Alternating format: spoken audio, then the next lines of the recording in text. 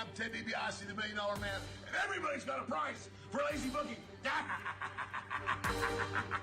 Hey, this is your Olympic hero, Kurt Angle, and you're listening to Lazy Booking. No, it's true. It's damn true. Ho! Hey, folks, I'm WWE Hall of Famer Hacksaw Jim Duggan, and if you want to know what's going on in wrestling, check out Lazy Bookings. Ho!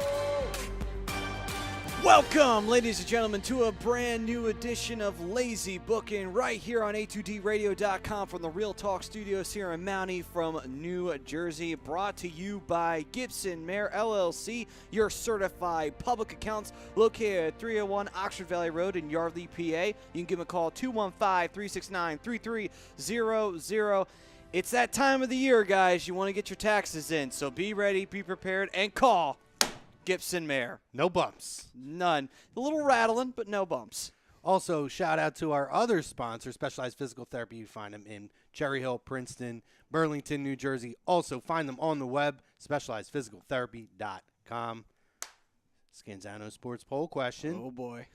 Should Charlotte be added to the Ronda Becky match at WrestleMania 35? Yes or no? Pretty simple. Pretty simple, guys. We're on YouTube, Periscope, Twitter, Facebook. What else am I forgetting, guys? Instagram, the website.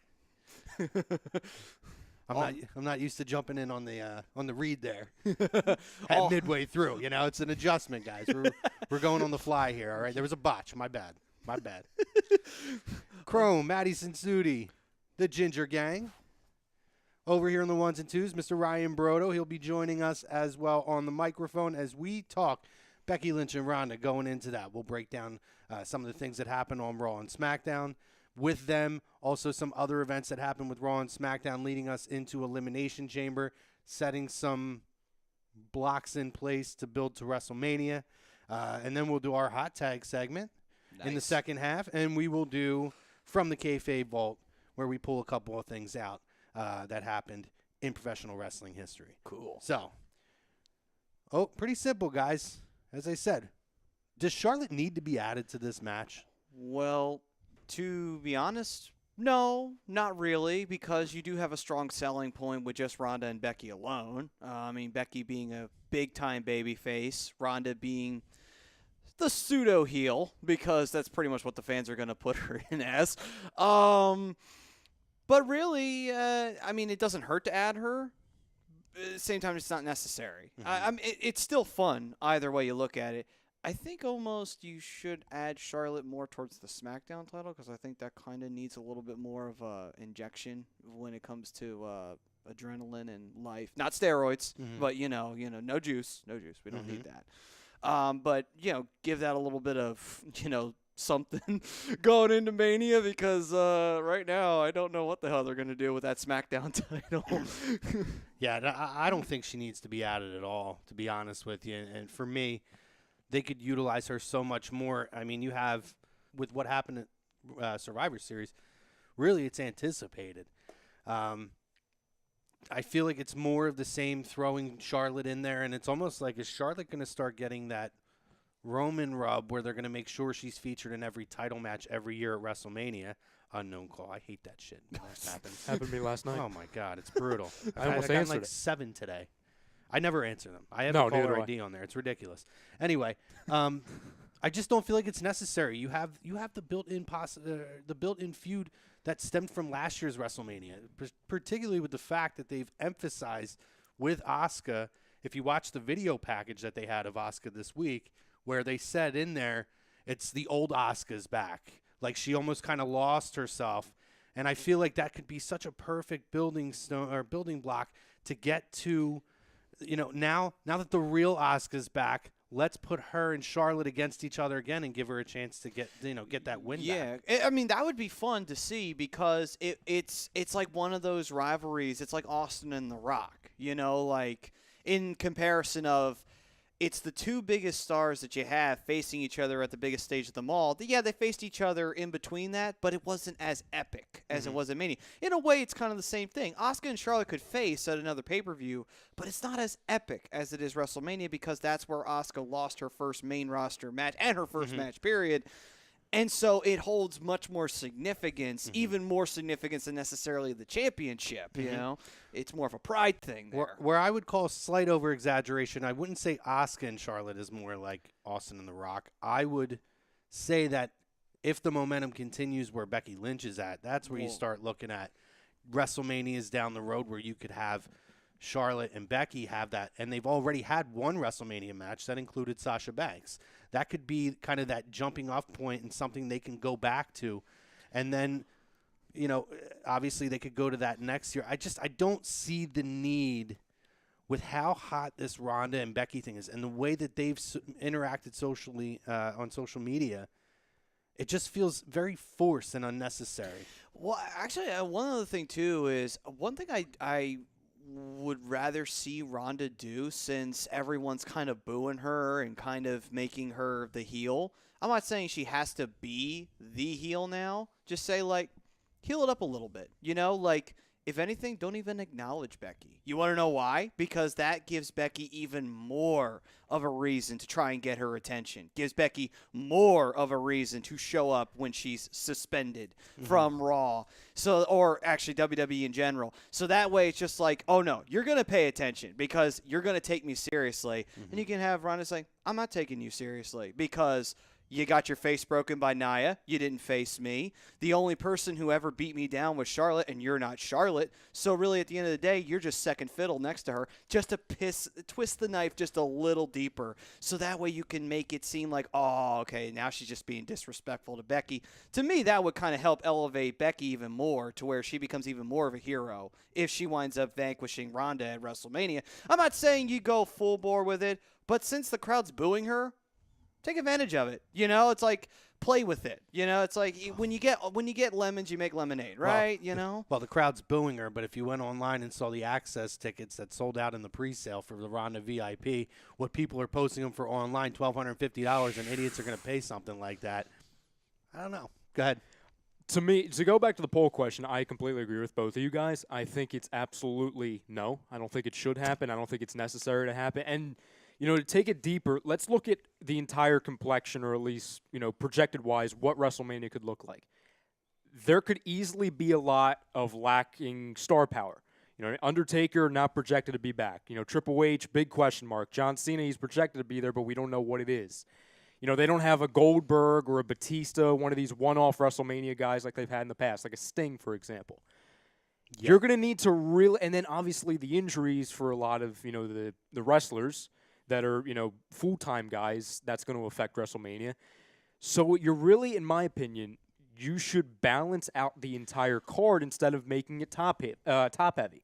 Because you know, like, exactly, like, no one's negating the fact that if it's a triple threat with, you know, Lynch, Rousey, and Charlotte, we know it's going to be a great program. We know it's going to be a great match. But on top of that, I'm worried about, okay, you have that, you have Rollins and Lesnar, you have whatever Daniel Bryan's doing. It's like, what else? You know what I mean? Yeah. And instead, and like we talked about before the show, Maddie, the whole SmackDown women's title right now, it's kind of like, what are we doing with it? They're not going to have Carmella back in there. It's almost like they have to do what they did 2 years ago with the women's title, and that was have a multi-woman match. And that was both of the women's titles. But see, here's the problem. I agree with you as it should be multi-woman, but if they do the triple threat with the Raw women's title, it's going to be very WWE really doesn't do this where there's two multi-women matches or like triple threats or multi-person matches for dual championships, for example. Like, for example, if the WWE title had a fatal four-way, they're not going to do the same thing with the Universal title, and that goes with the women's as well. Well, the big thing was that I think the major reason why they wouldn't do it is because 2 years ago when they did do it for both titles, when they had, like, I think it was a six-pack challenge for the SmackDown titles, and then there was the fatal four-way elimination match for the Raw women's title, the SmackDown women's title got cut short to the point where no one got their time in, and it was so quick that the finish came out of nowhere. Naomi won the belt back. You know, it just came right the fuck out of nowhere, whereas the Raw women's title had a lot of time, had a lot of moments in there to kind of get it in. There is that risk when you do a lot of multi-women, multi-man matches. Here's the idea I had because I know, you know, we're not in the Money in the Bank, title or at least match in WrestleMania anymore. That's its own pay-per-view. But I know in the past handful of years since they've, moved on from that at WrestleMania, they always want to have a ladder match.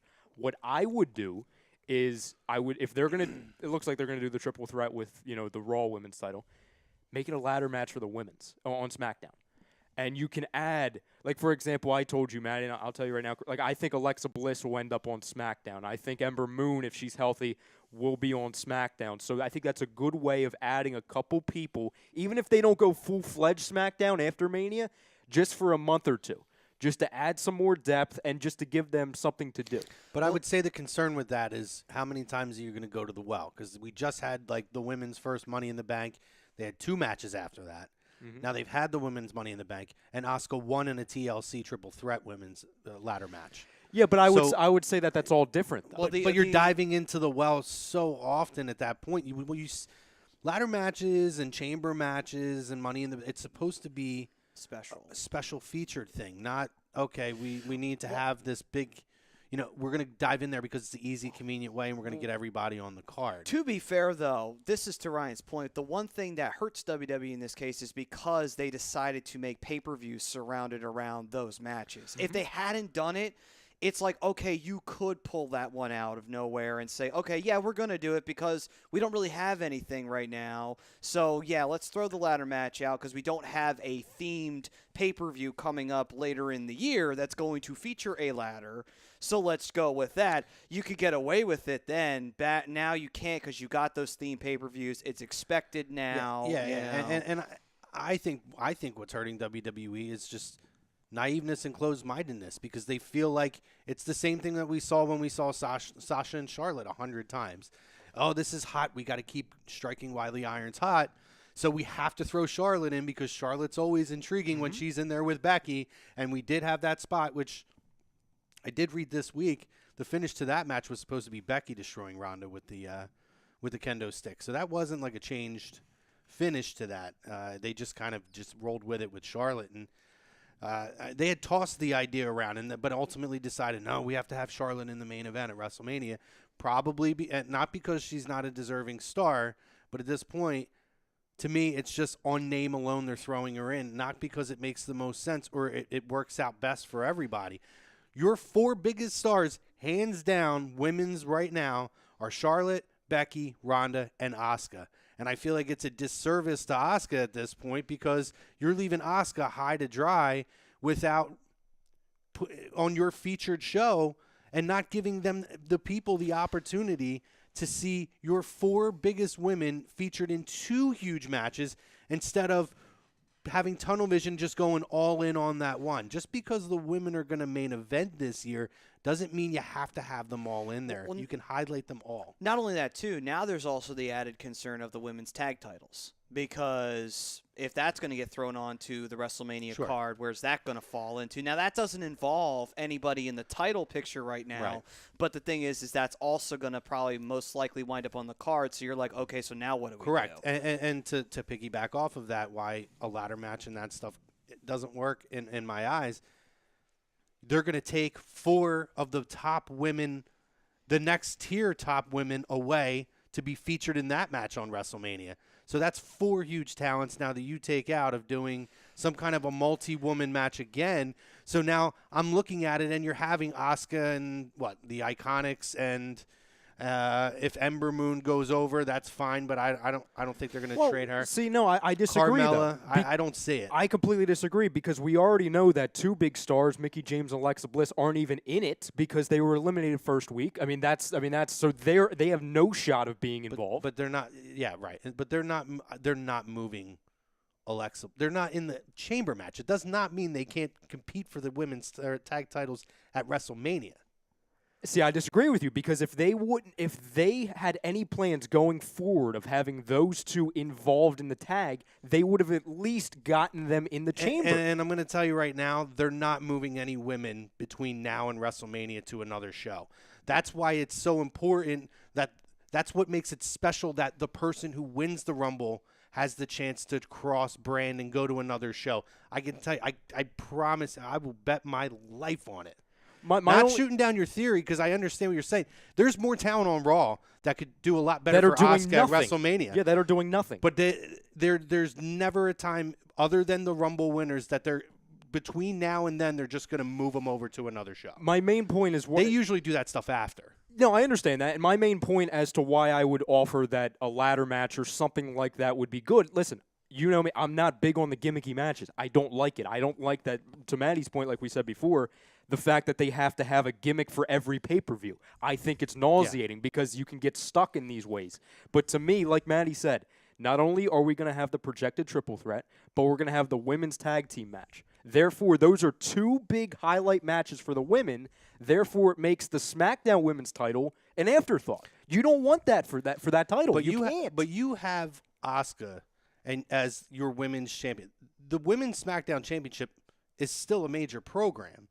What they've done when they've thrown the gimmick things into WrestleMania. What was the whole point of Money in the Bank originally? It was to create an opportunity for talent that doesn't normally get it. Mm-hmm. And then what it evolved into when they started doing it with the Intercontinental title was a title that came off as kind of meaningless for a long time. Yeah. So it was giving other guys an opportunity and putting those titles in a featured role when they're not typically featured, so it made it feel important. They don't need that for the women's title. I would argue that they could probably do something like that and make it more meaningful with the U.S. title. Yeah, the U.S. title would be a much better ladder match in regards to what would need it to be featured on WrestleMania. And that's what they usually do. That they'll either do that with I mean, they've alternated the last 3 or 4 years with either tag or U.S. title ladder matches. And there was a time then where they were starting to get hot with the tag titles, and they wanted to bring the Hardys in, obviously, too. Mm-hmm.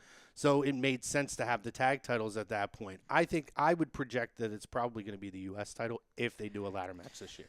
Well, it makes sense because I can't really think of any program that's going to have R-Truth versus somebody that's going to just be that. Yeah, right. I don't see them doing that at WrestleMania. And like I said before, the only reason why I struggled, or not struggle to think they would do it, but to struggle to want that, because that goes back to going back to the same well argument. Because you can argue that, yes, you don't want to do that with the women, but do you want to do that with the men, with the U.S. title? Because that would be what they're doing. They're alternating the same thing every year. Right, but if they're going to do that, it makes more sense to do it for a title that needs the feature. Back when they started doing with the Intercontinental title, it needed it. It needed it desperately. Yeah. It was one of the most prestigious titles in the history of the company. Was basically on life support for a long time. And then they started doing that at WrestleMania 31 when Ambrose went in, and I think Daniel Bryan came out as the champion. Yeah. So that's kind of been their kind of key, is what needs it the most right now, and that's what we're going with. Like, they don't need it for Asuka. What they need to do is figure out who the best opponent's going to be for Asuka, and I don't know how the only thing that's the problem. It's a problem. It's a huge problem. The only thing I could see them doing, and this would be really crazy if they even tried to do it, would be even looking at someone in NXT. And just say, you know what, we really don't have anybody right now. They're not going to bring anybody. But that's up the thing. NXT. Like, it's like at this point, you're getting to that. We're like, not for the women's title. I don't even know that there is anybody down there. Well, Shayna Baszler, but they're not going to do that with. No, they're not going to do it with Baszler. I completely agree with what you're saying, Maddie, because I thought of that as well. But what I was going to say as well is the only person who they could market as deserving for that is Shayna Baszler, and they would never do that. You know what I mean? Because that would, no disrespect to her, but that would suck. No, that would suck. Yeah, but you see the problem. You're running into this issue of just like, well, shit. Now we don't know what to do because it's like, if you can't even go to that, then it's like, well, then what the fuck? If I was going to say that you're going to dip into that, the time to strike now might be somebody like a Kairi Sane to bring her up, and I feel like her and Asuka could have really great high-level matches, particularly her coming off of being the female performer of the year and overall performer of the year.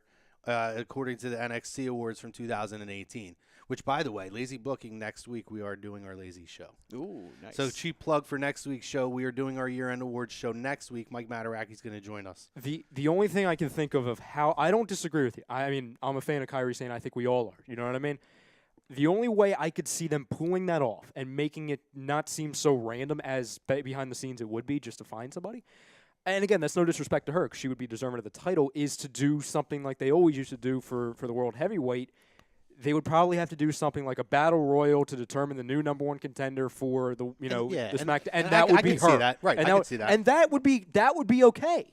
But I think would we all agree? And this is why, and I agree with you. They don't do it this time of year. Switch, wrestlers from between brands. They don't do it this time of year. But as far if they didn't have a brand, if the brand split wasn't still a thing, we would all agree that as far as making sense, if it's not Charlotte, the best opponent would probably be Ember Moon. Yeah.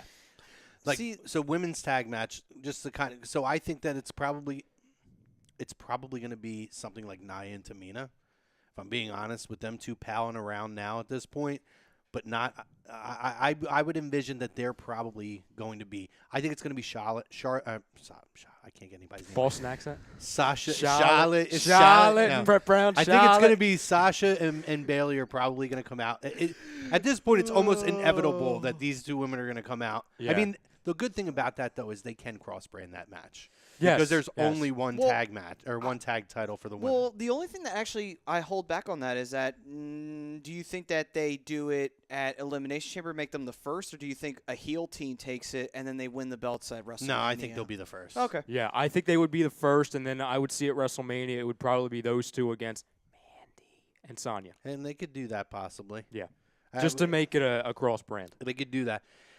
I think they missed the boat totally where it made the most sense if you were going to put Charlotte in, having Becky beat Asuka, and then having Charlotte say, "Screw picking one of you guys, I'm picking both of you," and then merging the titles. Because to me, the fact that there's only one women's tag title makes it even more clear to me that they are going to be getting rid of the brand split. Fox is going to want access to every superstar on the roster that's possible. Mm-hmm. They don't want to have limitations. They're going to want Brock when he's there. They already said they want Rousey big time. Yeah. So I can't really see them. I can't really find a better opportunity to have put those titles together than at this point right now. Well, even that too. It's almost like you get down to it. It's like you could have had a match where you could have had the champion of SmackDown face the champion of Raw and unify the championships that way. I mean, yeah, that would suck in one regard because it literally tells everybody else, like, yeah, you're kind of fucked because it's only the two champs that are going to fight each other. Although what I could see, this is just me and my brain kind of working, is Ronda loses to Becky or Charlotte, whoever it is, goes away, comes back around SummerSlam season, shows up on SmackDown, ends up defeating Asuka, whether it's SummerSlam or maybe they wait for that match and have it at just after they debut. So maybe they still have the brand split right then. No, I'm lying. She defeats Asuka at SummerSlam, and then they have the Becky one-on-one match at Survivor Series to merge the titles. Yeah, that would make sense. That would make sense. Because it would be the whole thing of I haven't forgotten about you type thing. Never got the chance to have the match at Survivor Series the year before, so you push it back to the next year. But that depends on if they want to do the 4 horsewomen thing, though. See, this 4 horsewomen thing, that is like a monkey wrench into everything because I don't and know when they're going to do it. And they've been most teasing annoying the thing fuck in the out of world. it. So it's just like they really want to fucking do it. So it's like, oh boy. So. I feel like they should have done it already because if Ronda's really going to go away and then she comes back and she's involved with the titles and then we're still waiting, this is going to be something by that point. It's like 3.5 years in the making. Well, then what that would mean is that what they would probably do if they really want to do this 4 horsewomen thing, they would have Charlotte or Becky unify the belts. And then have Ronda come back and either A, attack, or B, pose down a challenge basically for the belt. That would be the way that they would have to do it if you want to have this 4 horsewomen thing get tied into the whole thing. And I guess that would be around SummerSlam time. They would unify the 2 titles. Yeah. Let me jump over to the fam here. Andy Ritter says, "What's up, gentlemen? I heard Tito was signing with AEW. Thoughts?" They're done before they even started. Then they're gonna their legacy will be being a T-shirt company. Then David Rosca says, "Hey boys, I'm ready for Elimination Chamber. Brock Lesnar's going to defend his Universal Championship side of the chamber. No, he's not. Wait, what did they would never put him in that chamber? Hold on, wait a minute. Did they say the TV deal didn't go down for AEW or something like that? No, Tito's going to join. Oh, Tito. Oh, okay. Never mind. Sorry. I mean, honestly, if Tito joined, then the TV deal would not be. No, then it wouldn't go down. Yeah. Christopher Sanders, he says, book Coach C. Tom says, talk nerdy to me, Daddy. What's up, buddy? Of course, I'm always going to talk nerdy to you. Greg says, talk nerdy to me, bitches. I hope it doesn't become a triple threat. Let Becky have her day. I agree. Yeah. Andy says, I have to agree with Mataraki. I might have missed Mike's comment. You know how this thing sometimes doesn't show the comments. But he said, I see her getting added, but it does not need to be in the match. Agreed. Frank says, hey, yo, sorry to bother you at work. An all-women's elimination chamber, I hear, and it's not full of comedy spots and bad wrestling. What a time to be alive. Agreed. Kristen Gideon, what's up, Kristen? She says, no, she should not be added to the match. Should be just Lynch and Rousey since we didn't get to see that match at Survivor Series. I agree. John C. Danzo, he says, leave it just Becky and Ronda since we were robbed of this at Survivor Series. I agree. This is a common theme. We all agree with this. Andy says, I'm sticking to my theory that the WWE Four Horsemen walk out of Mania with all the gold. He did have that theory. Yeah. Oh, you know what? Ooh, I think he might have just hit on it. He yeah. How would that work? Charlotte does beat Asuka. So he's beats basically saying that Ronda. Charlotte ends up not being in the match and ends up facing Asuka. And Bayley and Sasha already tag champs. I would love it if they could find a way to get to it. We talked about it. If there is one person they're going to move over to the other brand, it's going to be Charlotte. It's not going to be Alexa Bliss. I would agree with that. They do that. I don't know how they would pull it off, but that's about the only way they would get it done. Oh no, Charlotte. No, I was going to say they're not Charlotte is moving on her. I'm an idiot. Yeah, What am I thinking of? No. so I'm like, wait, did she jump? No, you're good. That was a brain fart for a minute. You're good. My bad, fam. I am botching all over the place tonight. Sorry. James Wilder says Becky versus Ronda and the biggest draw you could possibly have. No gimmicks. Agreed. Wilder, he says he loves it. Talking about what Andy talked about with the Four Horsemen. Women Yeah, I walking like out. that, Andy. I do. John C. Danzo, when do you think WWE will pull the trigger on the Four Horsewomen feud? What are they waiting for?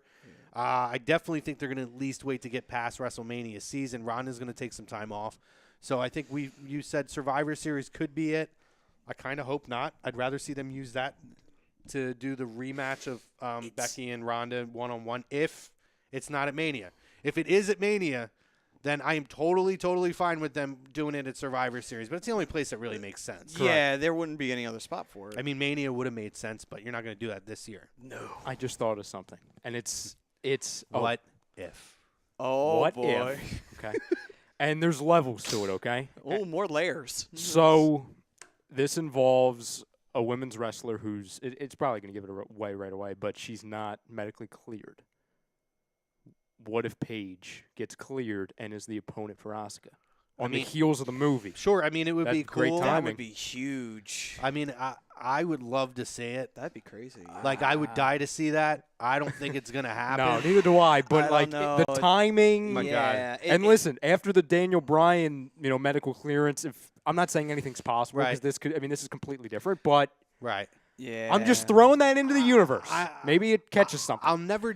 I won't discredit it, but as you kind of touched on, A lot of layers. a neck is Oh, a little yeah, more lot different. clear than speculating CTE, which for all intents and purposes can't actually truly be it can't be given as a Diagnosis. diagnosis. Damn, I can't talk today. Okay. And then on As top- a It's a it busy can't be day. diagnosed. I know it is a very busy Very sports busy day. day. It cannot be diagnosed until somebody's passed away. Essentially, they have to study the brain. So. And not only that, too. Also, they even said the same thing. They had said comments to Edge. I'm like, oh, so does that mean you could come back? It's like, no, because Edge has a spine injury, which could paralyze him. So it's like, it's all a matter of what kind of injury it is. I mean, and, I don't you know how severe hers is though, because There's been rumors about her getting cleared in the past. Sheamus has it. I was going to say, we've heard about does. Sheamus being, going away for 2.5 years now. They've been Right. talking That's about been a that. He thing. might have 2 years left, Yeah. 3 Well, years they were saying that left, this time you know? last year that last year's WrestleMania was his last, Pretty and then they were going to go much. away and push Cesaro, and you And- know how that worked. And they had protected him for the longest time by Yeah. having him not be in the Rumble match for very long. That's He why they had put him in a wrestled tag team. matches. Well, yeah, I mean, by having Cesaro do a lot of the Yeah. work in the matches yeah, as well. It was like, Keith Engberg, he says, just tuned in. Is Ambrose really leaving a work? I see this storyline changed yet again this week. And what's going on with Mojo Rawley? He didn't work before, but they're trying again. I don't know. I don't know what the Mojo thing is. He just talks to himself and yells at himself. He's Gronk's best friend. That's all I know. We'll see. Yeah. I mean, listen. No disrespect. I will tell you this: Mojo Rawley will not go anywhere until we know what's going to happen with Gronk in the future. Because if WWE wants to sign Gronk, that's literally his best friend. That's a tag team.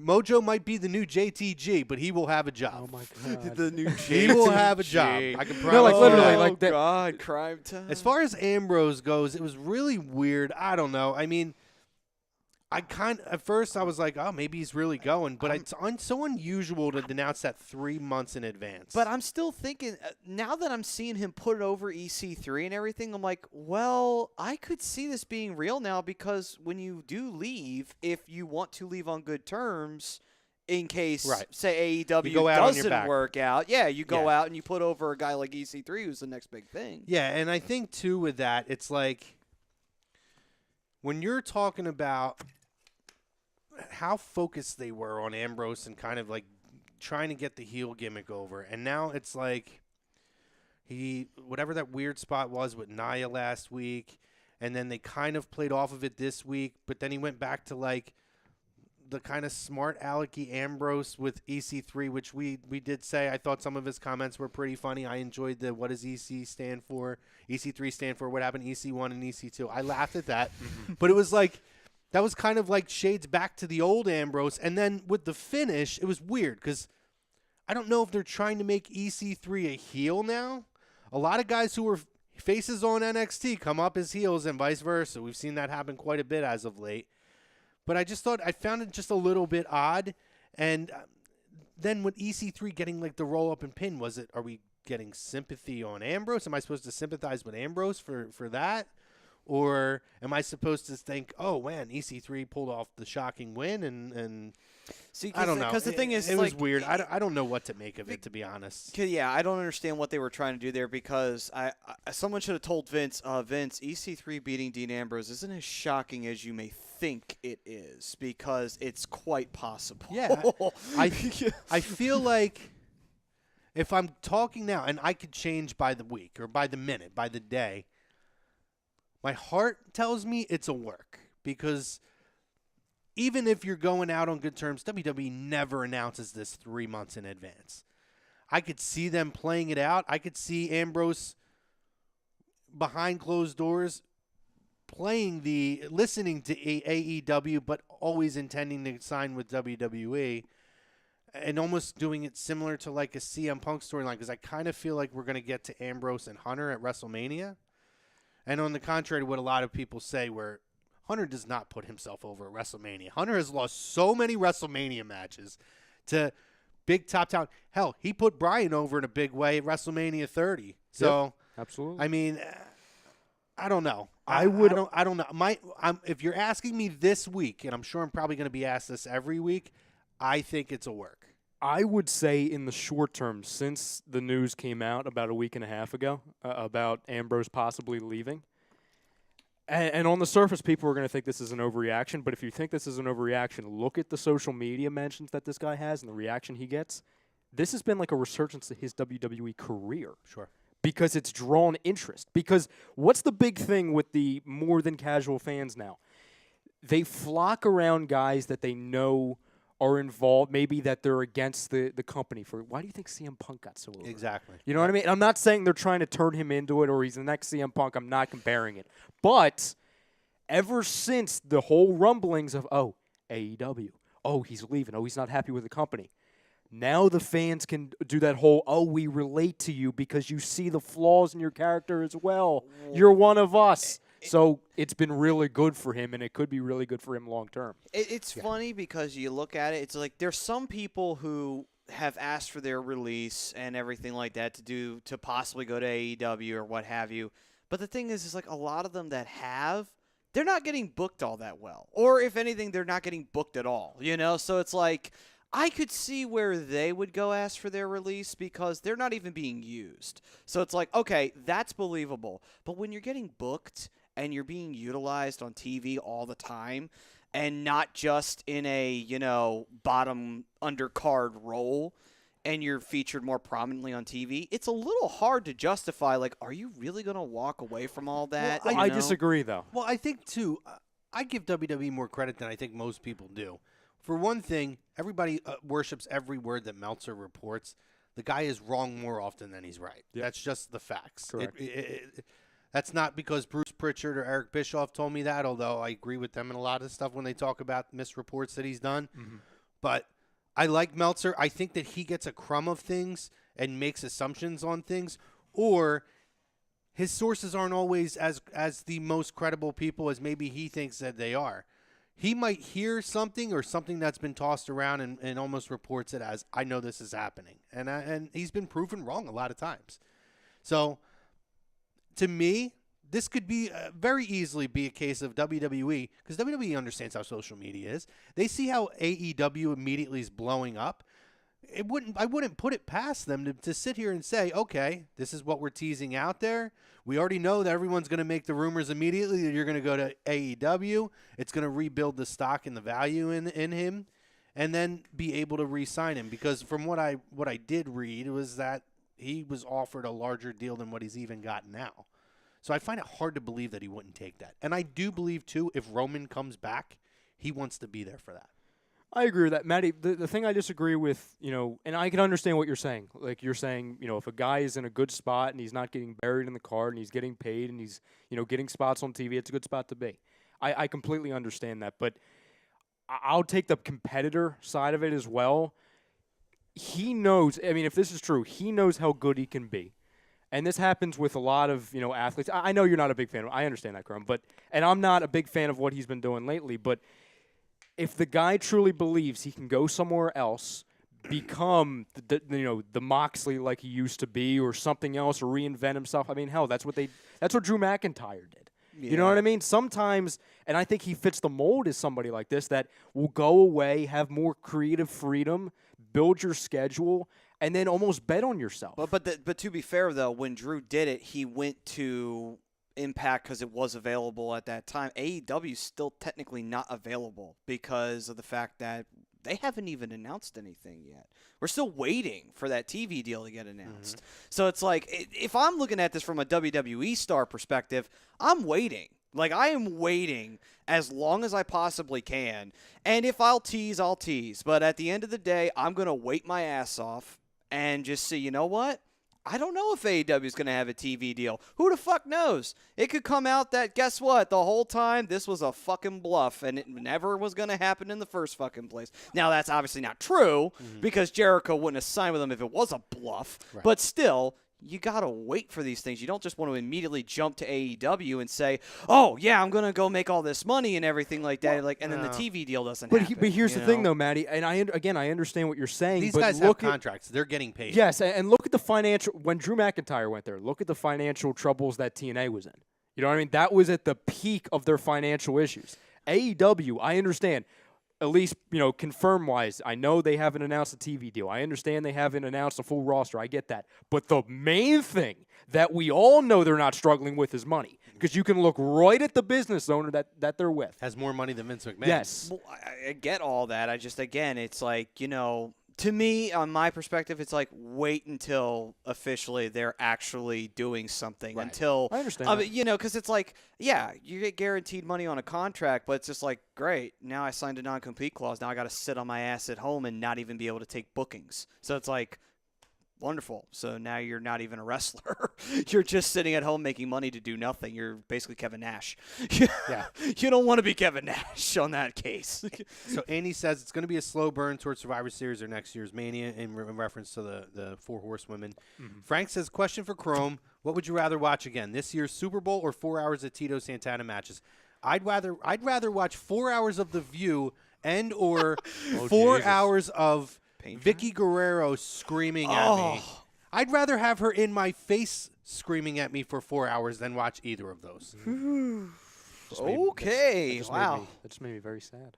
Frank did an AEW chant. He also asked, he said, did Sinsudi say lemons earlier? You used a reference talking about lemons. Yes. Mataraki says, Andy, your theory, you mean the one that I talked about at length on last week's Lazy Booking. Ooh, taking shots. He did say that, Mike. Keith Engber, I think he was the one that actually told me that, not Andy. Keith Engber says, he says, I love Alexa Bliss, but Moment of Bliss hasn't been working. It's weird. I don't know. I don't know what they're doing. They're just with trying to it. do something. They're trying to keep her on TV. I think that was the original intent. It's like a secondary thing now. I think it's almost like they're being careful with her, only because of her.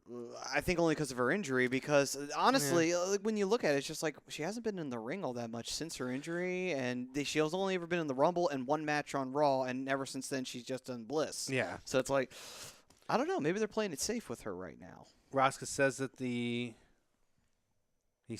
title, the Universal title, should be defended at Elimination Chamber. Andy says, "Sir, I've been saying this theory," talking to Mataraki, "the last few weeks on in this very ring, especially before and after the Rumble." Ooh. Pull the tapes. Pull the tapes. Pull up the chat. I want to watch. John says, "Take that Brady jersey off your wall, please." Yeah, we're not happy about it either. Talk to Greg Malakovic. Rosca says Alexa Bliss should be inside the Elimination Chamber. Rosca also says Andy Ritter, I want to see an Iron Woman match with Ronda and Becky at WrestleMania 35. That would be excellent. I'm with you on that, Rosca. I think that would be spectacular. That'd be a great way to end that show. Eric Jacinto, he says Andy Ritter, Becky's the man, but the hottest woman in WWE right now. Becky, Raw Women's Champion, Charlotte, SmackDown Women's Champion, Banks, and Bayley, Women's Tag Team Champions. He likes the idea of it. Rosca says, awesome. Kristen Gideon says, what about Naomi versus Asuka for the championship? She used to be a champ, and they also tag teamed before. They really I think haven't done anything with Naomi. Yeah, I think the Naomi train has kind of slowed up for a bit at this point. It'd be too tight of a window to try to get it. I don't think anybody would buy that. Was it just me, or did Mandy and Naomi not go as well as in the ring as it could have? Because it just felt like they rushed a lot of things, and a few moments here or there it looked disjointed. To be honest, I didn't really expect much of it anyway. I know. I was just like, but if you're trying to get Mandy really over, like, ooh, you could have done a lot of other things. And they gave her shtick, or not her shtick, it's Kofi's shtick in the Rumble to Naomi's, They gave it to Catanzaro. You know what I mean? Yeah. So Bob Best, Robert Best says, give her all the belts. Talking about Mandy Rose. He says, I want Mandy Rose to have everything. Give her all the belts. Keith Engber says, okay, Graves. He says, is it me or do Alexa and Liv Morgan look identical, and why they changed their hair? They both kind of went for the Harley Quinn kind of a look. Yeah. Honestly, I think Liv and Mandy look a little bit more closer together. If Liv would have her hair down, I think they're a little bit closer than Facial Alexa. featurely wise. Facial yeah, featurely wise, yeah. John's. He says it again. I love Alexa, but no more moment of bliss, please. No. John C. Danza says, in your opinion, why are all the wrestlers wanting to leave WWE? Do you think there's any chance, even a small one, of Dixie coming in to manage EC3? Oh no. I don't. I think. Jesus God. No. I think. No. I think. No. I don't think you'll see Dixie in any way, shape, or form, other than a couple featured interviews on network specials. The one thing Dixie Carter was able to prove to the rest of the world is you could still piss off the fans for real in the world of pro wrestling by just having shitty booking. Well, I think with Dixie, about the only thing she could do as bad as run a wrestling company is try to be a featured talent on it. Yes. In regards to the wrestlers wanting to leave, it's all speculation, It's all dude. air It's all internet speculation. Yeah. And some Joe Schmo, and I talked about it last week, with 150 followers on Twitter, put out a tweet that said that Rusev and Nakamura were unhappy and wanted to leave, and that they were heading to AEW. They asked for their release and wanted to go to AEW.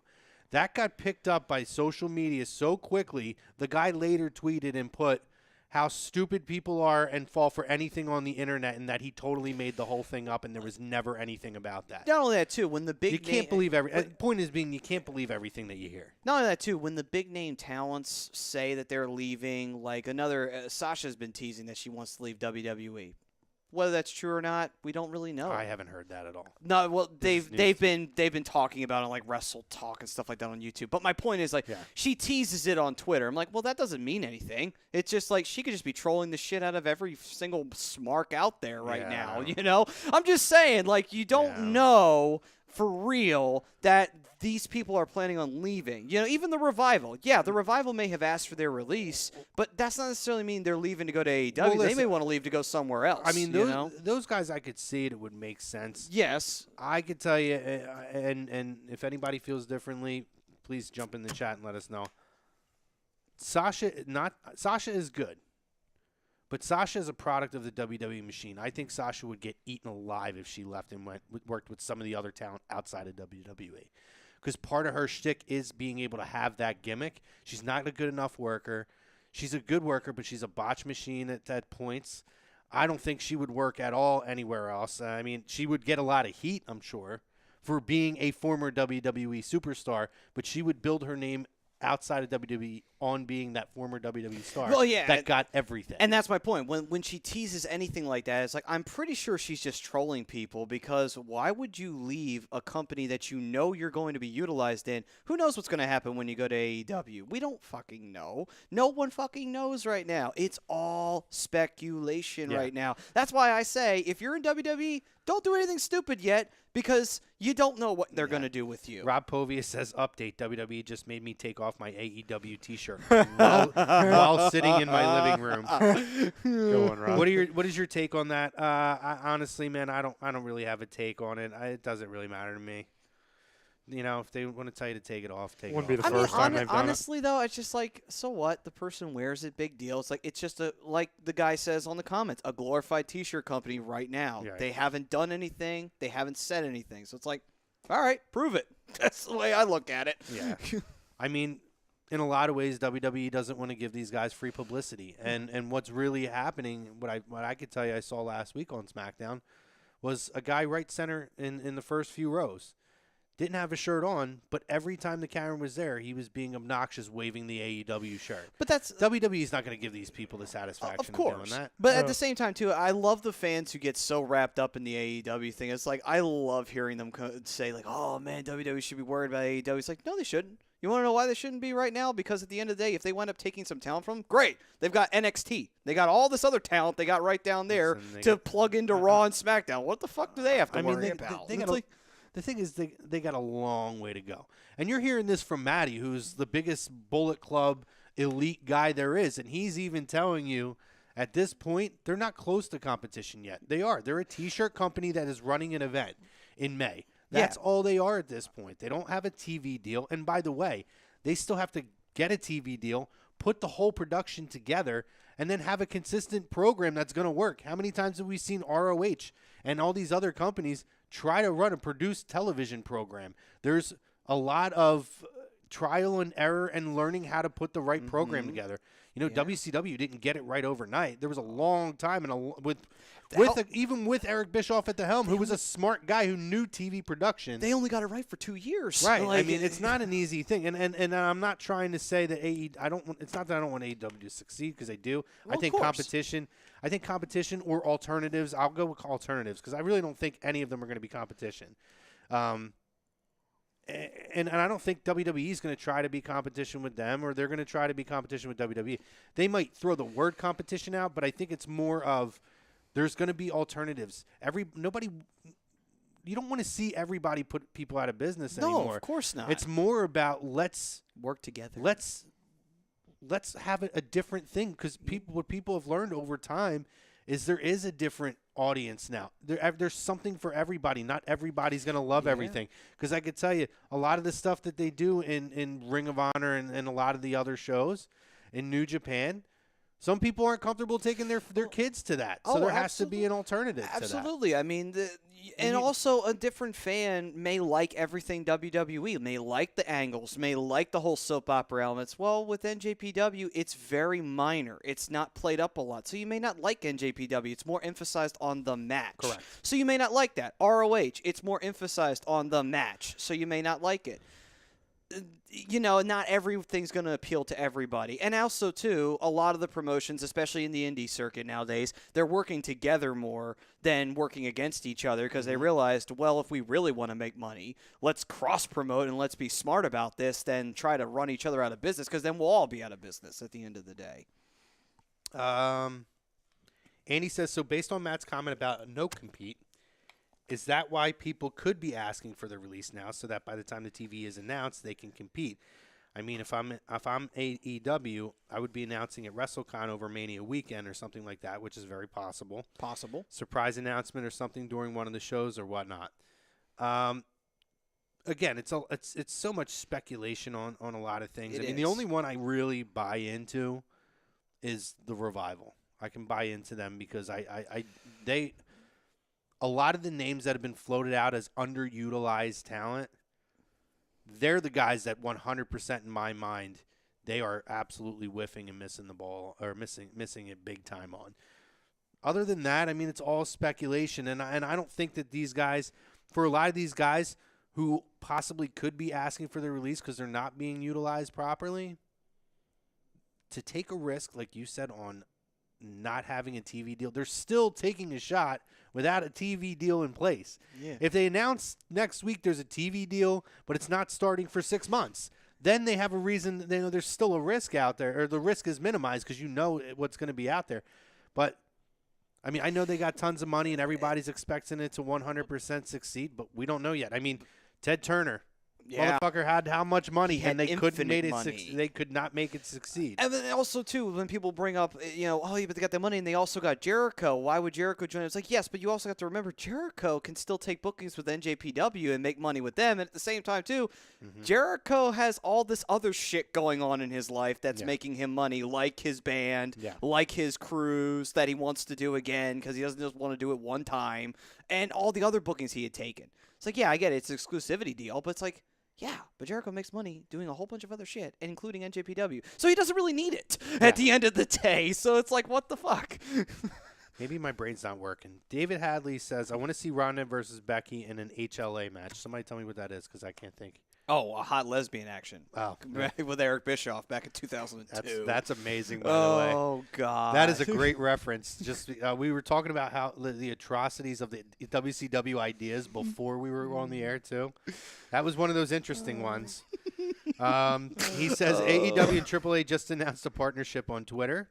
That's cool. I didn't know that. That's good. And That's AAA cool. works with Impact, too. I mean, that could be another bridge for them all to kind of, pass around and work together. That's a cool thing. He says, I'd be more inclined to believe the rumblings of female talent just taking time away from WWE as women more than men to begin a family wouldn't be able to actually work while with a child. Agree with that. John says, John C. Danzo, he says, I have a thought every time I watch old NXT or even Raw or SmackDown, I see tons of Bullet Club t-shirts, and now one makes them change. Keith says, how much can I get for my Enzo certified G shirt? Probably not a You'd lot. probably have to pay somebody. And might Big Cass ever be invited back? WWE could certainly use all the good tag teams right now. I wish the Good Brothers would show more personality too. That's another team I think is underutilized. But at least they're being featured more. Mm-hmm. I'll give them that. Big Cass, at this point, until he gets himself really straightened out, I don't think he'll ever be Yeah, back. didn't he gain a lot of weight He away? He looked terrible. I think he's just... That's probably because he got off of, stopped drinking. Well, I know when you start stopping substance abuse, a lot of times you gain weight. So, John Malma says, what's your honest opinion on WWE anymore? I turn it on every week, and it just seems so lackluster. Just my opinion. Do you think Cena will ever make a run again at the title? I'll let Maddie answer first. Well, for me, I think with Cena, I mean, it just depends on what they want to do with that. They may do a one-off where he breaks Ric Flair's record, but they may do that way down the line from now. I don't think they're planning that anytime soon. But WWE overall, I think the reason why, and I will say there is a disconnect with the product, but I think the reason why there's a disconnect is because they script a lot of what they do, including promos, and they don't really give freedom to a lot of their stars, which some of them, that's a lot of the reasons why they get bitchy about, their spot in the roster, because they have to go by a script and they have to do this, that, and the other thing, and like, why the fuck do I have to do this? But at the same time, it's good and it's bad. There's some people who can't talk that, yes, I can understand, but then there's people that can, and they still script that out. And I'm like, you shouldn't, because if they know how to talk, let them talk. Like, unfortunately, you got to have stroke. And if you're not a Daniel Bryan, you're not an AJ Styles, you're not a Roman Reigns, you're not a Rollins or a Cena, you can't get away with it. Who is the question? That was from John Malmus. Yeah, to me, just plain and simple, I just think WWE has gotten so big with so many, mediums, and not only the fact that they're, their two main television shows, but, everything on the network. Is that they've gotten so big, not for their own good, but just because there's so many ideas, through all these different brands and everything. It's always been hard to please everybody. But it's harder now rather than ever. as far as the John Cena thing, I mean, they're going to let him. I mean, they're obviously going to have him break the Ric Flair thing. Yeah, it's gonna happen. But it's probably not going to be for a little bit. Yeah. Because they want that. I believe they want that to be lingering for the next handful of years. Number one, because of his movie thing. That's a big reason for him to come back. And two, that's a big reason for the fans to start caring about him coming back. Plus, also, you could save it for a WrestleMania that you feel like isn't going to necessarily be that big of a WrestleMania. You mean this one? Well, yeah, I mean, the timing's but to not be good fair, right now. the timing isn't right No, for it's it. the Yeah. movies. I even take it a step further. It is a publicly traded company. It is a multi-billion-dollar company now at this point that it's not just putting the money in the pocket of the McMahons. They have to appeal to the masses because of the fact that other people have a financial stake in this company. It's not a company that can do what Paul Heyman did back in the day and take risks like that. You Yes. can't risk other people's money that way. Oh, of course. You know, and it's a huge difference. And it is a very different society now to where everybody has a different opinion and a different view on things. There's the Marky Nation, the Smarks, and we're like that, who have very specific, it's about the wrestling and this and this and this, and they don't like the other fluff that's around it. Then there's the other people that do enjoy all that fluff and other things. Yeah. So, yeah. Go ahead, finish your thought. Okay. Oh, but yeah, I think that when you have all that factored in, and in a society where not everybody can agree on something, you're never going to have that. We talked about it in professional sports. Carson Wentz and Nick Foles. Nobody can agree on anything. Even with the positives, some people are going to view it as a negative because they have an agenda to make this look better. So it's okay to not enjoy it. There's other alternatives. And that's what's great about AEW and these other companies and NJPW kind of making that rise over the last couple of years is there is an alternative. Yeah. You can still enjoy the basics of what you enjoy in an alternative. It doesn't make WWE bad. It's just not your brand now. I look at it this way. I mean, I always loved WWE. I always preferred it, even especially because I watched the dying days of WCW. But even after only preferring WWE for so long, I've grown out of it because it's like it's corporate wrestling, and there's a difference between corporate wrestling and pro wrestling. It's much more catered towards the masses, like you said. And at the same time, too, that's why you have a lot more scripted stuff. That's why superstars don't have as much freedom as they used to have unless they're 1,000% got the trust and the golden touch of Vince McMahon that they can do what they want. Yeah. That's the reason why. And to me, that's like, if you really want to find that wrestling alternative, there are those. There was a couple last comments that I screenshotted. I'll read them on the other side when we go over to YouTube. Were you going to read something real quick before we hopped off? Well, so WWE announced, I don't know if we already knew this, but they announced the Superstar Shakeup Okay, I didn't know that. the Mania week again? after WrestleMania. Right, Okay, which like what we just said. It usually happens right after or a month or two after. So that's big. That's something to take into account now too. Here we go. Take a picture of this one too. All right, guys, we're going to jump off of Facebook, Twitter, Instagram, Periscope. We're going to go over to the YouTube for the second half of the show. So hopefully you guys will make that jump and join us over there. We'll have a link at the top of the page. We'll drop it in the comment section. YouTube fam, if you're over there and you're dropping comments in, I apologize I haven't looked because we've been so hot over here on Facebook and we talked a little bit in the beginning. But I will get to your comments. I promise.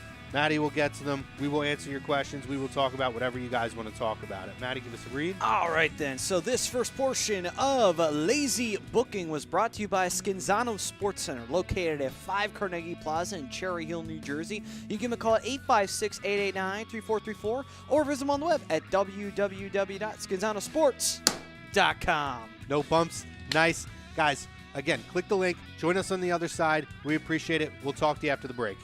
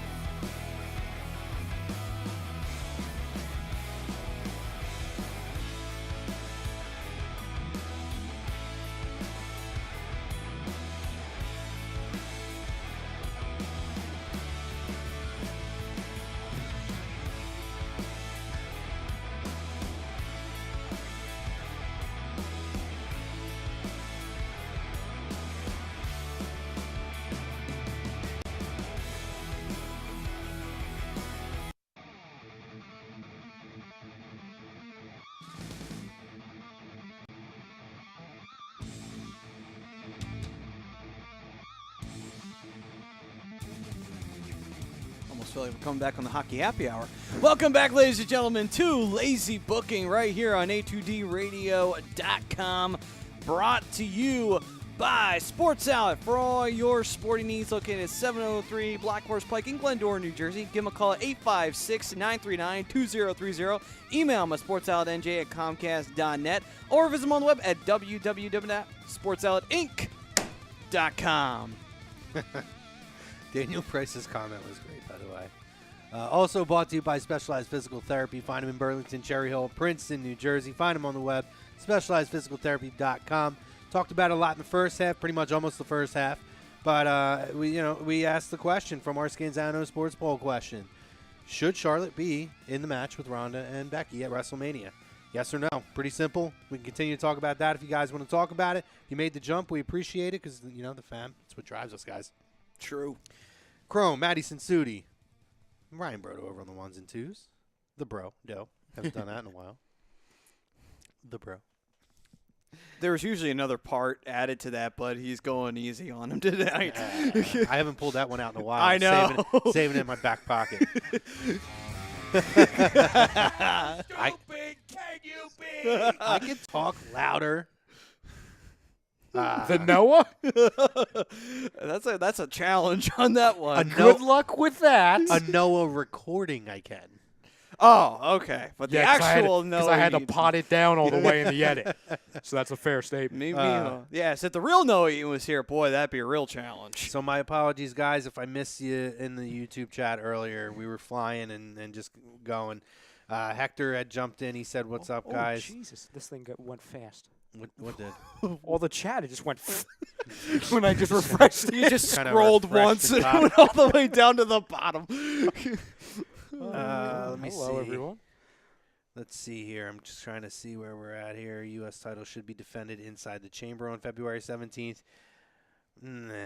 If Lesnar has it, then it wouldn't I don't happen. think there's enough money in the world to give Lesnar to get into the elimination The only chamber. cage he gets in is called a UFC cage. Yeah, so Rosca did drop in there earlier that they about the superstar shakeup. So thank you for popping that in, Rosca. We Thank you, appreciate sir. it, brother. Daniel Price had said WWE already does enough, passing the buck, acting like it's our fault when it's theirs. It's not about trying to please everyone. It's about being consistent. They cannot do that. I'll agree with consistency.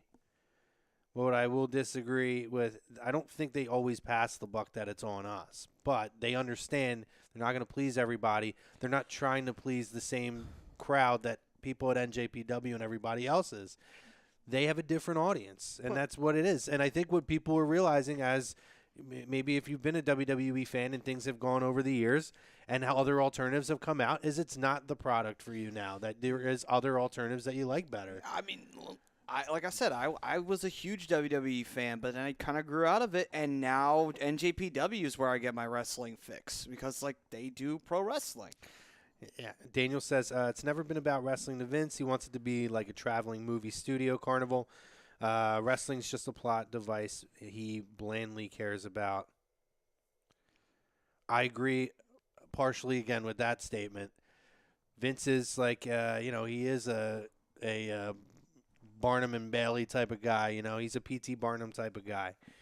And he says WWE did it to them damn selves when they were trying to make everyone a star during the Monday Night Wars and blur the line between jobber and over guy and expose so much of the business. Well, that goes more on Vince Russo. Not just Vince Russo. That's Eric Bischoff is what forced that a too lot as of that. well, yeah. And I've said it time and again. I think one of the biggest issues that ever came was the Monday Night Wars were spectacular. But there are things that came out of that were not great. It's the constant, all the content that you see now was driven by Eric Bischoff, who himself said, Vince does 4 pay-per-views, we'll do 6. Or we'll do 7. WWE had to match us then. Then we wanted to do these. Let's cut out doing the free shows of Clash of the Champions until they got up to 12 pay-per-views. He forced the issue to do more and more, which in turn kind of set an expectation on fans that we see today. Yeah, and then on top of it too, he also, it got so petty to the point where they would get to break times, where they would literally like, okay, we beat WWE to break, like it got that bad. really got that bad. Yeah, and he said that if they didn't have 9 more years of Saudi money to spend on, they'd be panicking a lot harder. I agree that the Saudi money does make things a little bit easier for them. I don't disagree. Good with you on cushion, that. yeah.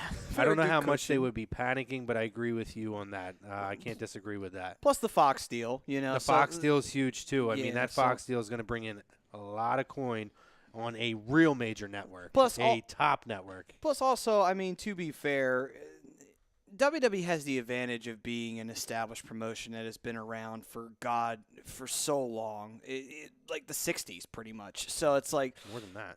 well, you could even say the 50s with Capital City Wrestling. But the thing is, like, because it's so well established, it's kind of hard to see the American landscape and actually the wrestling landscape without WWE. Sure. So you have that to kind of fall back on. It's a little tougher for a newer promotion. It's like if one dies, it's like, okay, well, that was fun while it lasted, Yeah. you know? K Jazzy says, "Hey yo, what's up, K Jazzy?" Roscoe, I'm not reading about you being Universal Championship. You don't hold a record, man. I love you, but come on, man. Ritter says, "What's up, good people here in the YouTube chat?" Yeah, what is up? What's up? Daniel Price, I loved his comment here. They're at intermission, relieving bladders, getting drinks, smoking, and such. 100% correct. You are spot on, Daniel. Absolutely. He says, but he says no. But told you she was going to be. It is what it is. As soon as Charlotte took Becky's place at Survivor Series, Vince screamed himself.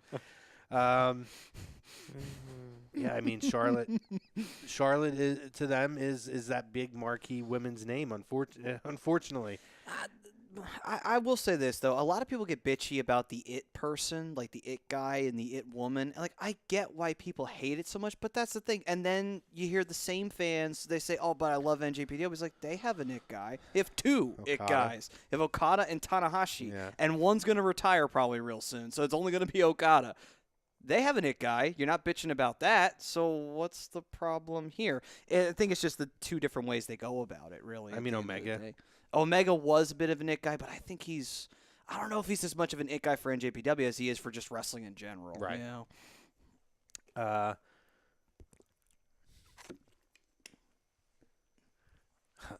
And I have to send you the belt, Andy. Andy says, Roskin, know your role and shut your mouth. Cheap plug time.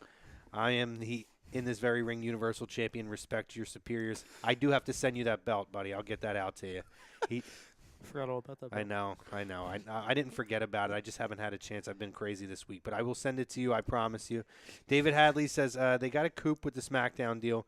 People won't even have to have cable to watch. Fox network stations can be picked up with over-the-air equipment. Absolutely right. True. I mean, the masses that this is going to reach is well beyond even the USA Network, which when you talk about cable networks, not necessarily a major network, is huge. And he says, of course, he retracted his message. I must have missed the message. Talking to Raska.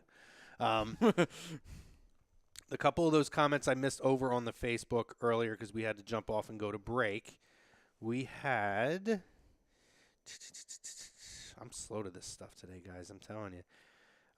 David Hadley had said, seems like the priority for AEW right now is their major events. Double or Nothing, the rumored July 4th weekend show, and All In 2 in September.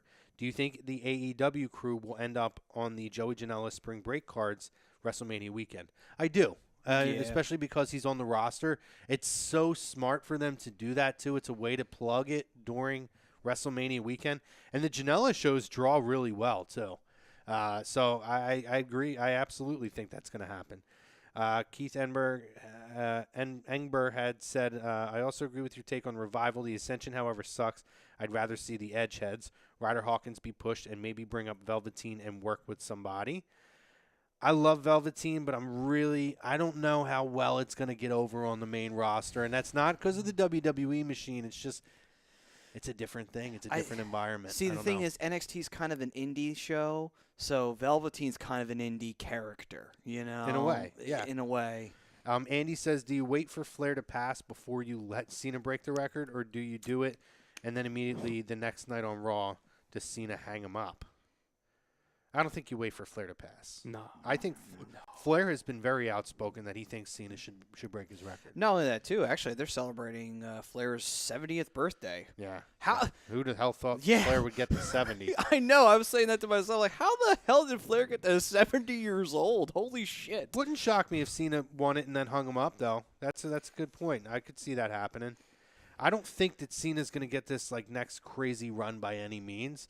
That's why the question asked earlier was a little bit. I was kind of iffy on it because I don't think Cena's going to get a major title run or push. But do I think Cena could win one? I do think he's going to win one more title at some point.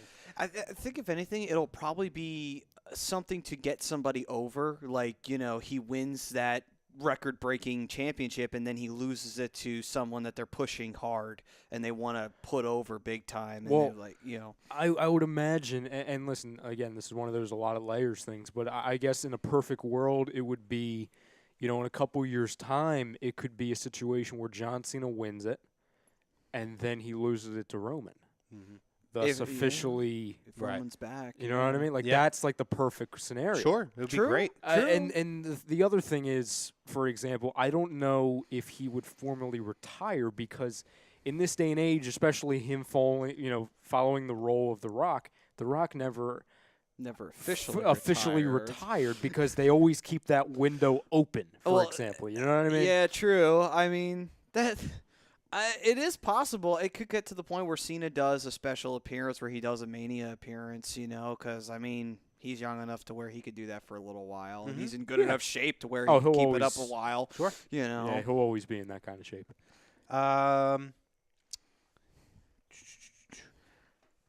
Rosca asked, do you think that Nitro should be on AEW? No, because A, WWE owns that now. Yeah, they own all the WCW stuff. And two, AEW is going to do their own thing. They're not going to go back and harp back on past things that were done. They're not going to something that's now stigmatized as had a great run but was epically failed by the end of it. They're not going to get in. They're not going to go and tag their name onto any of that, even if they could. But WWE owns the rights to that. Besides, man, you want to go with Thunder. That was such a better show. I think WWE would gladly hand over AEW Thunder. Yeah, they would. Keith Engbers, he says that he is K Jazzy, so glad you made the jump, brother. Appreciate it. Welcome, sir. Welcome. Daniel Price says, at David Hadley, not Fox Sports, not unless it's local. And that's true. They are going to have alternative program on Fox Sports. They actually were talking about that this week. More WWE content. I don't know if that's going to be like main event or whatever. I hope it's not that, but I can't imagine them putting that stuff on. Can we bring Sunday Night Heat back? I do miss Sunday Night Heat. Interesting that they did do the halftime heat. Yes, they did do that. They're testing which something. was really good, by the way. I would love It was to much see that. better than anything that happened. Forget the Super Bowl halftime show. It was better than the Super Bowl. I'm wondering if you would do Sunday. You would do it maybe in the morning.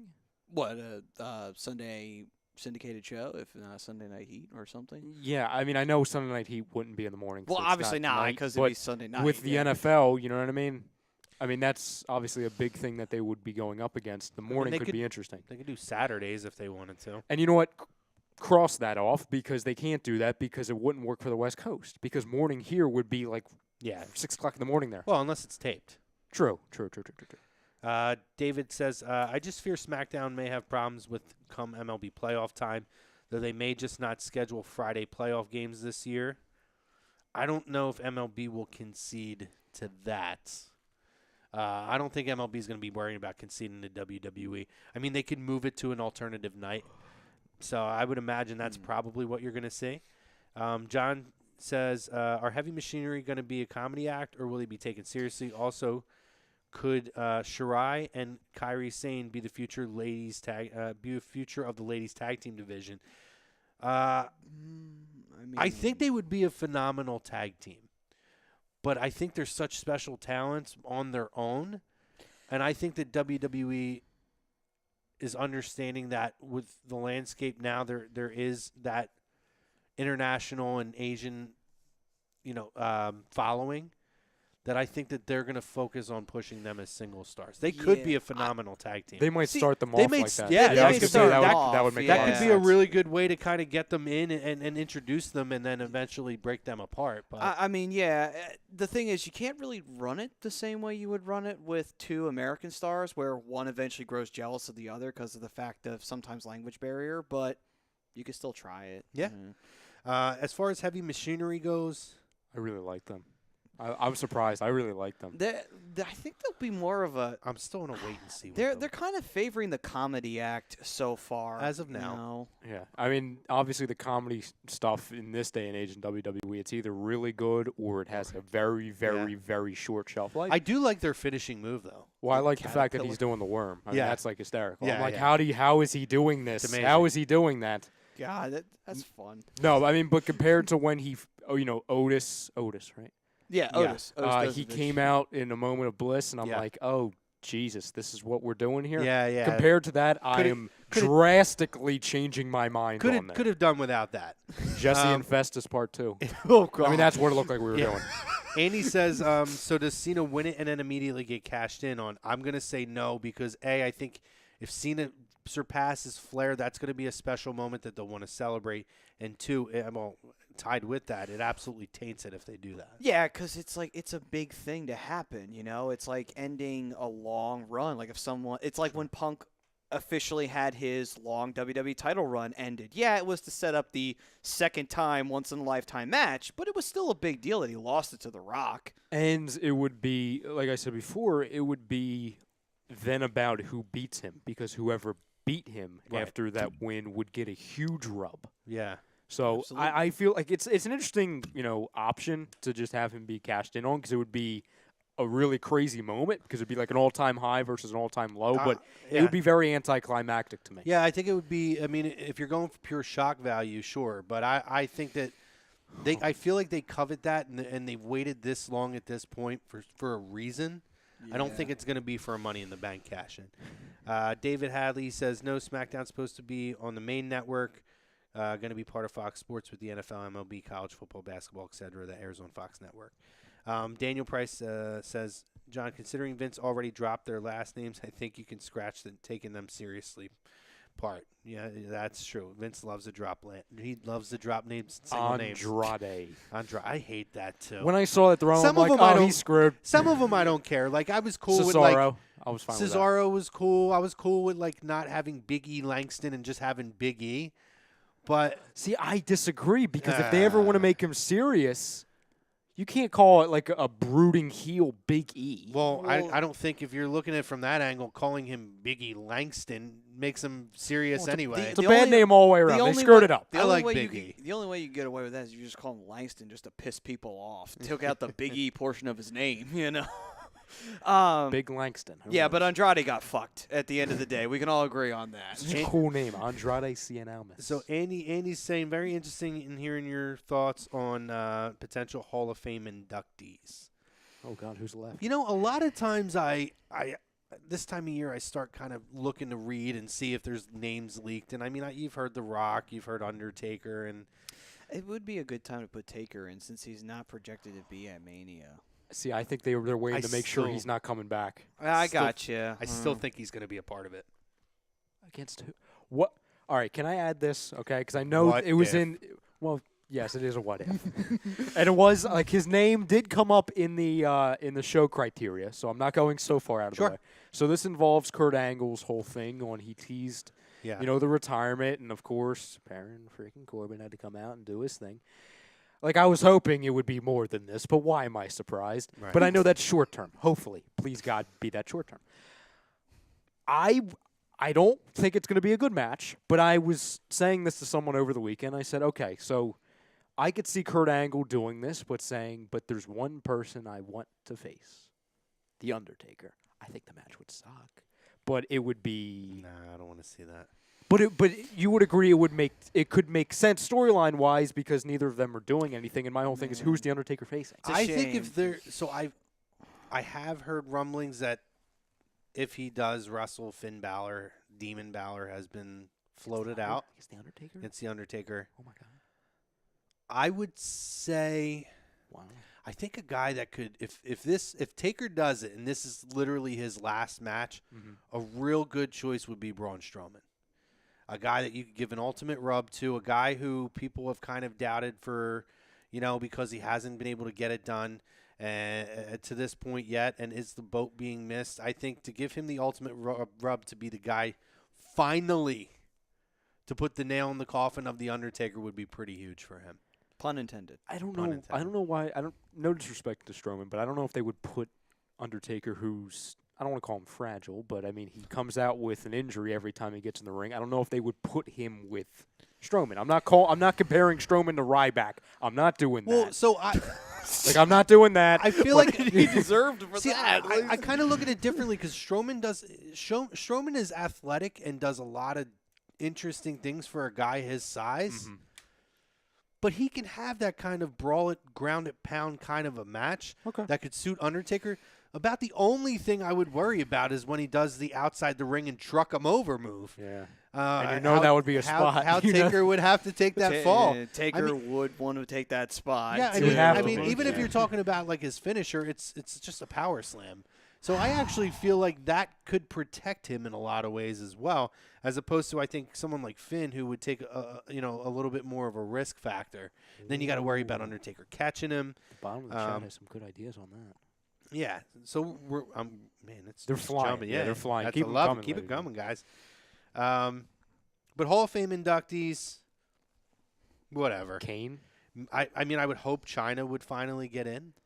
Yeah. Kane's an interesting I think name Kane because I would be think there. Kane, for all intents and purposes, Is done. is pretty much done. I still don't think China would get in, only because of Google searching. That's a good question, Andy. I Honestly. think the consensus is we really have to do some digging into who's the years that match up and who's already taken, because there's been a lot of names I've crossed off the list. I've heard the Hart Foundation as a tag team So Brett would go with in twice with Jimmy Hart with Jimmy Hart. at being a part of that, similar to when LOD put Ellering in with them. True. I've heard that tossed around, which would make them both two-time Hall of Famers. So that would be interesting. And with Neidhart now being passed away this year, it would make sense for their tag team this year.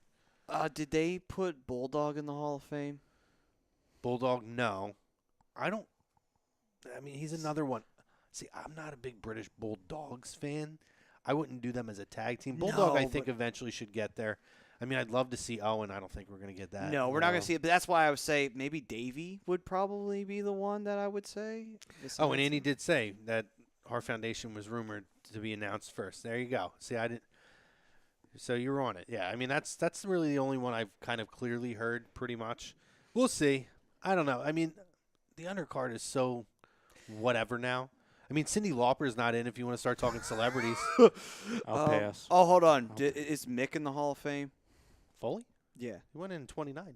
I forgot that he's That was one of the best classes they ever had. That was an amazing class. They've had so many at this point that I keep forgetting. But that one half was the Mick. time. That was Booker. That was Oh, that's right. Booker was in that one. Trish Stratus. That was Trish, yeah. President Trump was a part of that class. Oh God, that was I the one forgot all about that was the one Holy shit. that was the one headlined by Bruno Sammartino. Yeah, I can actually tell people. Technically, I've heard a president speak. I was in a crowd when the president gave a speech. You were there Christ. before he was a president. Yeah. So K Jazzy says, but Velveteen with Ring of Honor, Black. Oh, somebody had made a comment earlier that Vince is doesn't have a great track record with African American superstars that are flamboyant. And Sorry, K Velveteen. Jazzy said Velveteen and Ring of Honor, Black Machismo. It's about time he gets to WWE. I'd love to see Lethal, but I don't know if he'll ever. I don't think he'll get It's like one of these guys where if he hasn't been in here already, I guess it's one of those guys that would never be. Problem is because of his size, I think they may just automatically say cruiserweight. Like, I hate to say it, but I think that's how they'd look at it. Cormier and Brock Lesnar for the Universal title of Fastlane. That's Rosca. I don't even know if Fastlane still exists. Cormier is going to come in as an announcer. Cormier is not going to be a competitor. Fastlane is happening. It's happening in March. Is it? Yeah. He's not going to. He's not going to be competing there. Daniel says Jay Lethal's perfectly fine where he is and doesn't need WWE. David Hadley says going to watch the Double or Nothing presser coming up at the top of the hour. which would probably be right now. Unfortunately, we are on the air, so we will not. I will go back and check it out, though. I mean, I'd be okay if you drop a spoiler for that in here for me if it pertains to our conversation. You guys all right with that? That's fine with me. I'm fine with that. Daniel says because he ate Scotty Too Hottie. That's Talking how about he can do Otis. the worm. That's amazing. I Yeah. love that comment. Scotty Too Hottie steaks and 2 cool weights. That's what makes Otis Worm go. I like it. Oh my God. I like it, brother. He says it'd be a good time for Lemmy considering he wrote 3 themes. Agreed. Lemmy's another great name. Lemmy's another great name. Great to name. Go in. And he says Taker removed all trace of WWE from his social media pages, and apparently he's taking signings. Yeah, I mean he's been kind of doing that stuff anyway. I'm not reading too much into that. That could be just for that reaction right there, for people to think he's done. Yeah, You know what I mean? Yeah, we were talking about trolling earlier. I mean, Dolph Ziggler said a couple weeks ago he was in an interview saying, I'm taking a hiatus from WWE. 2 nights later, yeah, hey shut up. everybody, Yeah. I'm in the Rumble again. Well, now when Dolph says it, though, you know he's bullshitting I half the don't- time I don't because give of the a fact damn. that Dolph I'm says it all sorry. the time. I don't give a damn anymore. John says, on the Hall of Fame debate, do you think WWE waited too long on guys like Vader, Jim Neidhart, the Bulldogs, or Bam Bam Bigelow? I mean, I'm not a Dynamite Kid guy. I know people love him. I'm not a Dynamite Kid guy, and he wasn't a good – I'm not trying to smite the guy who's passed away, but he's known to not have been a very good guy either to deal with. Davey Boy, Hall of Fame, I don't know that they missed the boat because he passed away so young. Yeah. I mean, he was pretty much still close to an active competitor when he passed away. Yeah. So- in my opinion, though, if you are going to put Godfather in the Hall of Fame, I think you should put Davey in the Hall of Fame. Davey is at 100% a least. Hall of Famer. Yeah. But guys like him and Bigelow, I mean, when I look at do they miss the boat or wait too long on people, it's when they pass away. Vader, I agree. I think they waited a little too long with Vader. Maybe Neidhart. I don't know. Again, I'm not, you guys know this. I'm not a Bret Hart or a Hart Foundation type of guy. Really? Yeah, just saying. Bret is though. Bret loves Bret Hart. Oh, yeah. Absolutely Yeah, loves I Bret read his Hart. book. If there's someone who loves why he's himself, in the it's box Bret right now. Hart. Yeah, That's right. oh my Bret's God. in the box. Bret didn't make the setup here tonight. No, guys. he did not. There was an odd man out, and Bret got put away. I would say I do agree that with Vader, those other names are definitely very deserving. Yeah. I can't say they missed or waited too long because they all passed away really young. They were thing- still active competitors. Pretty much. Maybe not Bam Bam, but a lot of times he died at a young age. They don't put guys right in. No, and Bam Bam really at the end of the day, yeah, he had a good run with WWE, but really his championship runs happened in WCW and ECW. He wasn't really given a whole lot other than But when you talk about guys of his size and the athleticism and kind of yes, transcending, absolutely. and listen, he was in one of the most popular or most famous main events in WrestleMania history. The fact that working with a guy like Lawrence Taylor, you have to have a lot of trust, and they main evented that card over Shawn Michaels and Diesel, which was huge. The fact that WWE had that much trust and Vince had that much trust in him to put him in that situation really speaks very highly of how they felt about Bam Bam. And when you look at a team like War Machine that's big and is doing all these athletic moves, the first name that pops to your head is Bam Bam Bigelow because he's the first person who is that size doing moves. Yeah, like I mean, that. it's Bam Bam and Vader were those guys. I mean, Vader was doing all moonsaults and all kinds of stuff. He would do them in Japan, and WCW for crying out loud. So I don't think they waited too long on the guys outside of Vader. And again, too, when you talk about when Bulldog and when Bigelow passed away, Hall of Fame really wasn't the big spectacle that it is now. It was, for all intents and purposes, it was a luncheon. Yeah. It was so. Daniel says Taker needs to job to Black and cement him as the new dark force of the company. That would be really cool. It sucks because they're just not at the same era at this point where Black is going to be up soon, very soon, but here's the thing not about enough for WrestleMania. Here's the thing about Black. I would love that though. This is the one thing that I don't like with what they do with Black.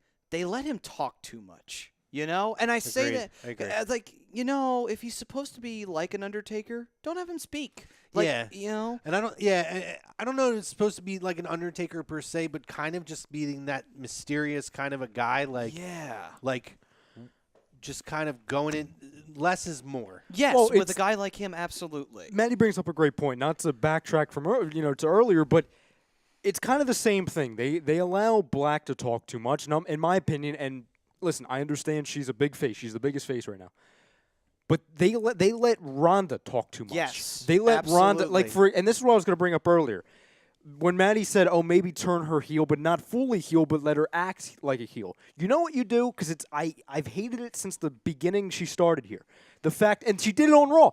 She did it on this week's Raw.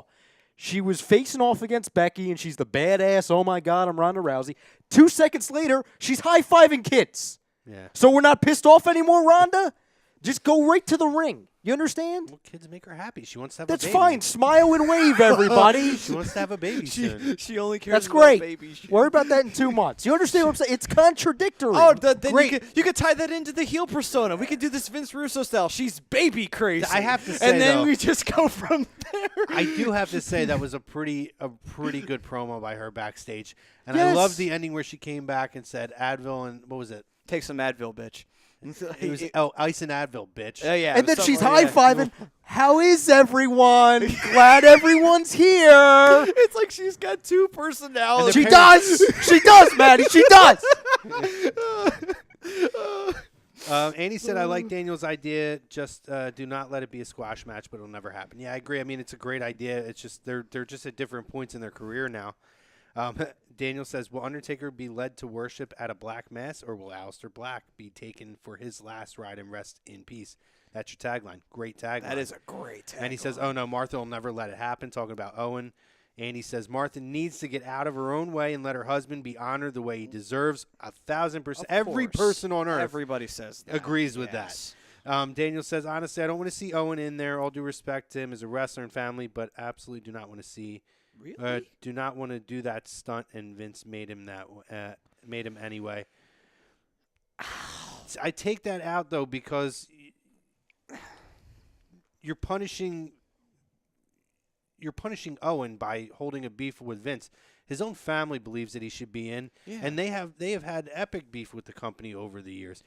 I mean, Brett even said, regardless of if he made up with the company or not, and he said in his Hall of Fame speech, he didn't come back for years, but he always said he would come back for the Hall of Fame because it's an honor. Whether he wanted to do it or not, he did it. And in a lot of ways, you could look at it that he still essentially gave his life doing the thing that he loved to entertain people. Just because of whether we agree or disagree with Vince McMahon, it's punishing Owen and not allowing him to be in there. And the truth is, too, is that, and actually there was the interview on Network with Taker, and Taker always says, like, there's a lot of people don't realize it really hurt Vince when it happened. It's like, it's like Vince didn't hate Owen. No. It's like you can't hold that grudge against Vince McMahon. No. It was a different time. Rosca says, how about Pedro Morales being in the Hall of Fame? He's deserving. He's been in. Oh, He was one. God, he's not in already? No, he is. He was one of the first classes. Oh, okay. K Jazzy says, I see Cormier, Velasquez, and Covington making the leap soon. I could see some of those names. I don't think Cormier is going to be a competitor though. There's been a lot of rumblings that he would make the announce team jump, which I think would be interesting. I like him when he does the announcing for UFC. I think he's really good.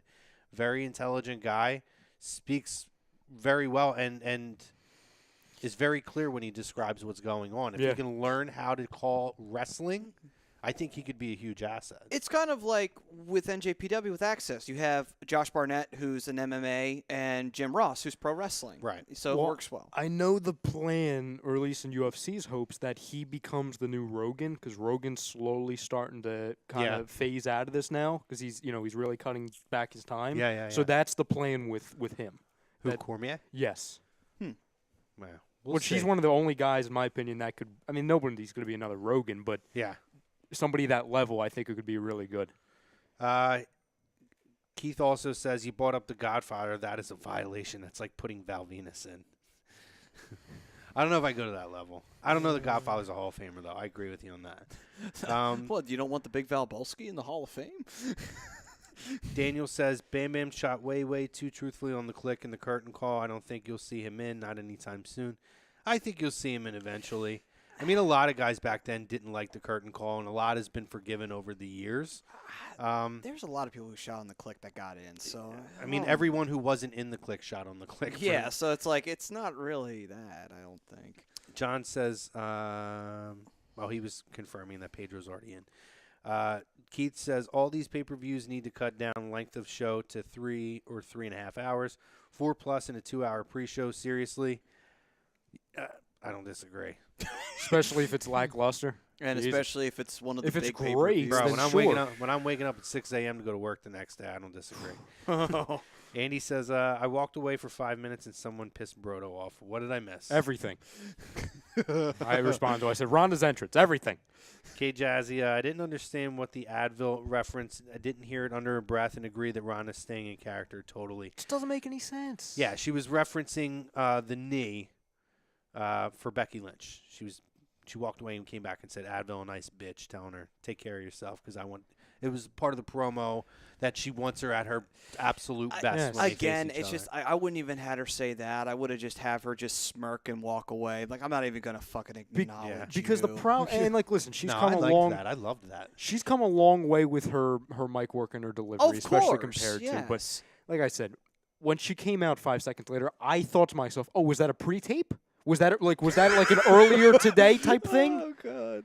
But no, the whole, Advil and Ice Bitch. That's great. Like, just say that and just walk away. I mean, like that says a hell of a lot more than showing how much vocab you have. And yes, you're an intelligent person. I get that. You don't need to show it off every time you put a promo out. I do agree with K Jazzy though. I didn't hear it the first time because she tends to like. I don't know if it was they didn't have her mic'd up properly or whatever, but I did not hear it. I had to go back and listen to it. I heard it, but the person I watched with didn't catch it either, and I had to tell them what she said. I heard it I heard it a little bit. I was like, oh, okay.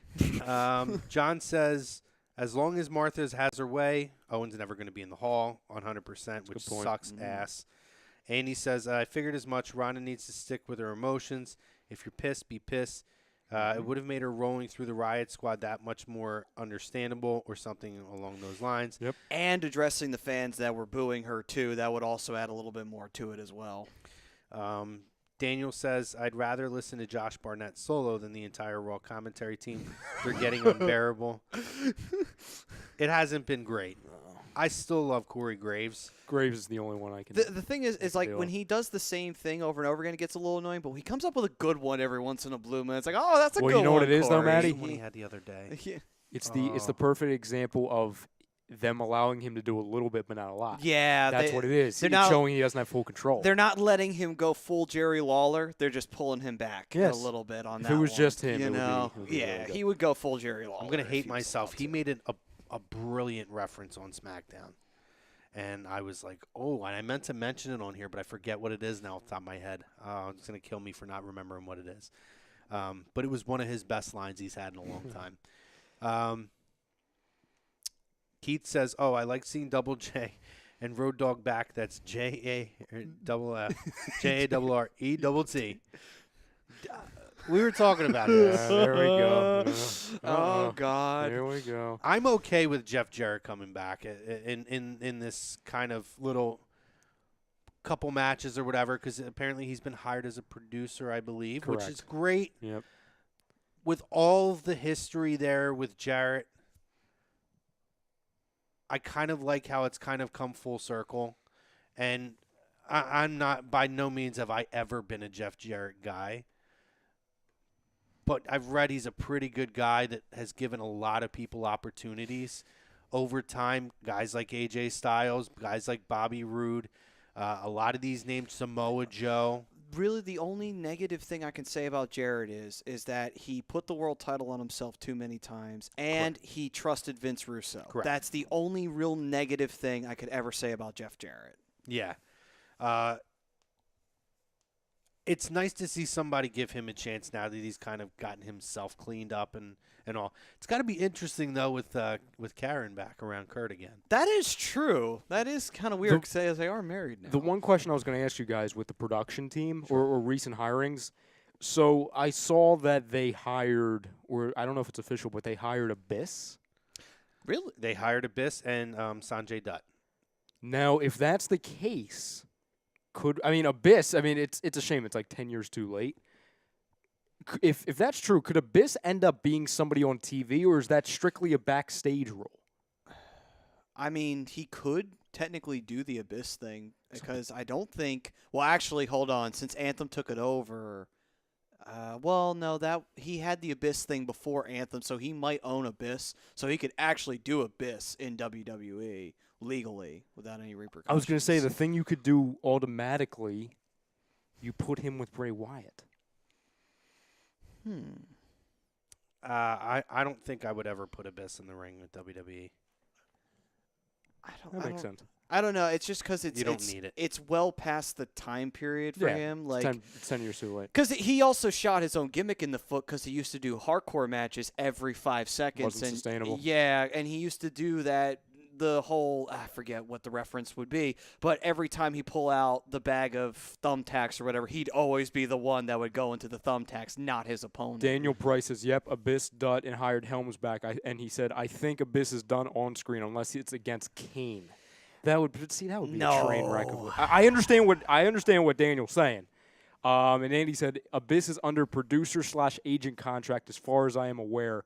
He was not signed with a talent contract. Yeah, that's fine. That's perfectly fine because, Abyss could definitely contribute something to guys like a Braun Strowman or what have you, being the fact that he played a monster character. Yeah, he's a good character almost guy. his entire career.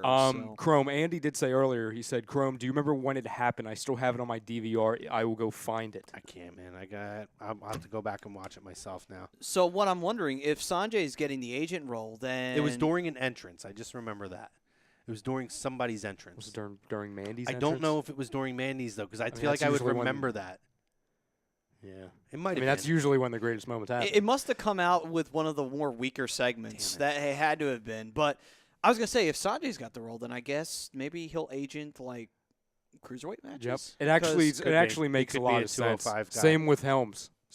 Yeah. Which is fine because you know what? They were both really talented cruiserweight Honestly, wrestlers. I would make Helms the new GM. Not that Drake Maverick isn't doing a good job, but it's kind of like he's doing double duty. He's a manager and he's this. And also, no disrespect to Drake Maverick / Rockstar Spud, but yeah.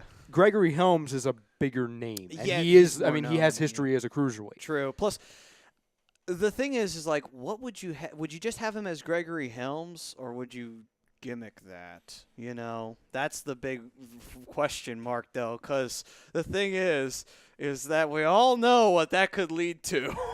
Kate Jazzy says, is Bray still injured? And he can't wait until KO and Sammy come back, heel or face. Agreed. Again, though, I think there's more going on with that than what meets the eye since JoJo's not on TV. So Bray, JoJo's out for personal reasons. I'll let you figure that out probably. That would be my assumption. KO and Sammy agree. KO come back as face, Sammy come back as a heel. That's Correct. what I need to see. Correct. I gotta say, Daniel's like rolling with them tonight. Yeah. Jeff Jarrett, the reason wrestling needs chemotherapy. Oh, wow. Oh, God, I'm on the ground. I'm going down. Andy said Abyss is under a producer-agent Yeah. contract as far as I'm aware. He's not signed with a talent contract. Daniel says, but the real question is, did he bring Janice with him? He might have. Oh, I mean, that is important. That was his girlfriend. Oh, look at Daniel just said. He keeps going. He keeps going. Oh, God. He already won the comments on that Jeff Jarrett All the way one. down, Crum. All the way Christ. down. Come on, baby, leave with JoJo and that fine ass. I'm with you, brother. And that, my friend, was what I said. What I was saying. Let your imagination play. We could all figure that out. He definitely I mean, hell, at It's the not something that's confirmed, no, but we Allegedly. we can make our assumptions. I mean, Very educated assumptions. that ass was enough to break up a marriage. So just say. I gotta get some conspiracy music going. One second. God. I mean, listen, We're gonna skip hot tag because we've been having a lot of hat tags going on in this Yeah, group. a lot of much, hot yeah. And we're gonna skip the kayfabe vault because we've referenced a lot of things back here, guys. We're just gonna keep rolling with your comments. Keep bringing them in. By the way, We got 5 minutes left, so let's keep rolling with the comments. By the way, guilty pleasure. I did pop. By the way, folks, when I heard slap nuts on Raw, I could Oh, not I thought you help. were going somewhere No, else. I thought you were going I somewhere couldn't help else. myself. Wait. Yeah. Well, I know where I was going either. Back to the Road Dogg and Jeff Jarrett. I'm okay with Jeff Jarrett being back, and it was cool to see him get like a couple matches back. Road Dogg though, what the fuck, man? What the fuck is he wearing? He is dressed like a teenage kid in a size that is entirely too small for him. He still got it. I love him too. He's I still will always got it. love him. But what the fuck was he wearing? He was wearing a Portland Trailblazers Oh jersey. my god! I still love how he still dresses like he wrestled. Like, I'm just here. I just wore whatever the fuck I put on when I woke up in the morning. Like, seriously. Even when he was in shape, he still dressed like he just showed up Oh, to what did Daniel say? Keith says, and Billy Gunn with AEW, so no reunion with the Road Dogg. I guess I'm okay with that. Well, they already That's did that. fine. They Yeah. they rode that train a couple years ago, and they got a little bit of a run and got a Yeah. tag team title they out of did. it. Not bad. They did. Rosca says Corey Graves should be a manager. I think he could be a great manager if that's something he wants to do. But I mean, he's a featured. He's so featured with what he's doing now, and he really is the best one they have. True. Honestly, I think he's fine where he's at. John asks, what are they going to do with Renee when Dean leaves? Is she going to leave too? Thoughts on Renee as part of the commentary team? I don't think so. I don't think it's been ever. I don't think she's leaving. Nope. No. I'm not convinced he's leaving yet, so Nope. I'm not We'll gonna see. speculate on that yet. Even if he does, I really don't see it affecting too much. I mean, yeah, it will be a little bit more tougher on the relationship because Dean and her will not be in the same company. Well, but unless Dean goes on an hour and a half podcast and rips WWE, I think she'll be fine. Yeah, I don't think it's going to be another CM Punk and AJ. well, that was situation. a totally different. Well, that's why I bring up the story. podcast. You know what I mean? Like as long as he doesn't do the podcast. I mean, let's be honest. AJ and Punk they already had a lot going on backstage when it came to that. No, whole I mean, fiasco. listen, Cole's girlfriend's with AEW. That's true. Adam Cole's girlfriend is that signed is with true. AEW. Oh, that's right. That's very, very true. I mean, there's not a reason for them to be able to work for different companies and succeed. Which one's his girlfriend again? I forget. I read it. I'm gonna get to it. Jesus Christ. That's actually really fun. Daniel says, skip the hot tag and go straight to the Teddy Long free-for-all. Damn right. Holla, holla, holla. He said, for cheap pop. Road Dogg, that is. Daniel says, Road Dogg looked like a mental patient that got lost in the middle of in a middle school and stole a kid's clothes while they were in gym class. That's fair. Absolutely. That's fair. 100%. K Jazzy says, let Graves manage Mandy Rose. LOL, not really. I mean, that would be pretty Shut up, good. Saxton. You're ruining this. Honestly, though, actually, that would work. That would actually completely work. Yeah. Oddly enough. The greatest creation of mankind ever. God, could you imagine those promos? He'd just be in the ring, just salivating. No, he would just bow. The No, he microphone. would just bow. Oh, He wouldn't God. even say anything. He would just bow. Oh, it'd be so good. Guys, great show tonight. We appreciate you joining us. If you join us, on Facebook, Instagram, Periscope, Twitter, clearly on the YouTube chat, you guys were flying tonight. We appreciate it, man. Whew. Good stuff. Appreciate everything. You guys are what drives the show. Continue to do that. Maddie, read our sponsors here, sir. All right, then. So, Lazy Booking was brought to you by, as always, Gibson Mayer LLC, your certified public accounts located at 301 Oxford Valley Road in Yardley, PA. You can give them a call, 215-369-3300. Tax season is here, so guys, be ready, be prepared, and call Gibson Mayer. Yes, we got through no bumps. I'm going to read these last Yes, couple ones please. real quick. Oh, Christ. David Rosca says, I'll be Mandy's manager right now. K. Jazzy says, that's funny. Andy says, Graves' obsession with Mandy is borderline creepy. K Jazzy says, be the Paulie for Mandy. You guys rock. No, you guys rock. We Thank you, appreciate it. guys. Stick around top of the hour if you're a hockey fan, guys. They're Oh, off. no, They're no, off. no, no, no. Oh, they're off. Next Thursday. Program alert. Mikey's sick, so we are not doing a hockey happy hour today. Of course, the Penguins fan fucks everything up. All right, so no hockey happy hour tonight. But tomorrow we do have Philly sports, guys. Saturday we got the Hooligans. Sunday, Agree to Disagree. Monday, Sports Hounds. Tuesday, Jesus, I can't get my stuff right. my own show too. Tuesday, Birds of a Feather. Wednesday, The Fix. AM and the PM, and back next week. We will be joining you Thursday night. Maddie and Hockey Happy Hour, guys. They'll be back next week. You guys rock. Thanks for joining us. Until then, we'll see you next week.